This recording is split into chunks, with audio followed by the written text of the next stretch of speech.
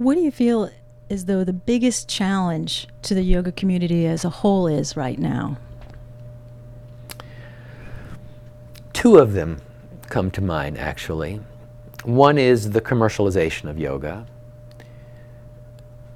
I run a business, so I'm not averse to people charging money for classes and selling things that will help people in their practice, books or props or whatever.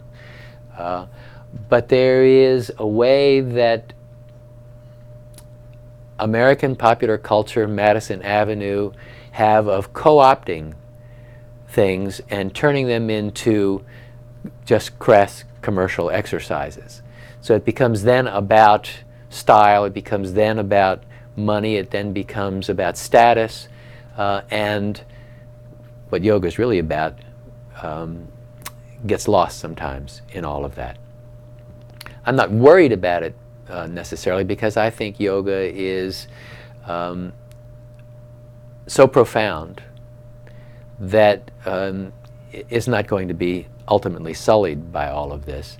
But I think that people get lost and spend a lot of unnecessary time on extraneous aspects of the practice and get distracted from what yoga is really about.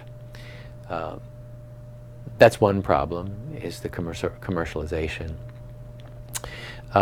Another problem is, if you will, the balkanization of yoga, meaning people start to get into their little tribes and sects and practices and traditions, and I think that's fine. I think that adds a richness to the practice. One great yoga teacher, Swami Satchidananda, used to say, truth is one, paths are many. And I helped to start the Mid-Atlantic Yoga Association here in this area as a way for the different yoga traditions to speak to one another, and got involved with a national organization, Unity in Yoga, for that exact same purpose, because a number of us found that, you know, some people from one tradition were going, that tradition over there, they don't know what they're doing, it's a stupid thing, and then the other tradition would do that back to them, and it was, this doesn't have anything to do with yoga. Yoga is about unity of spirit, unity of humankind, unity of everything. And dividing and separating is exactly antithetical to the whole process.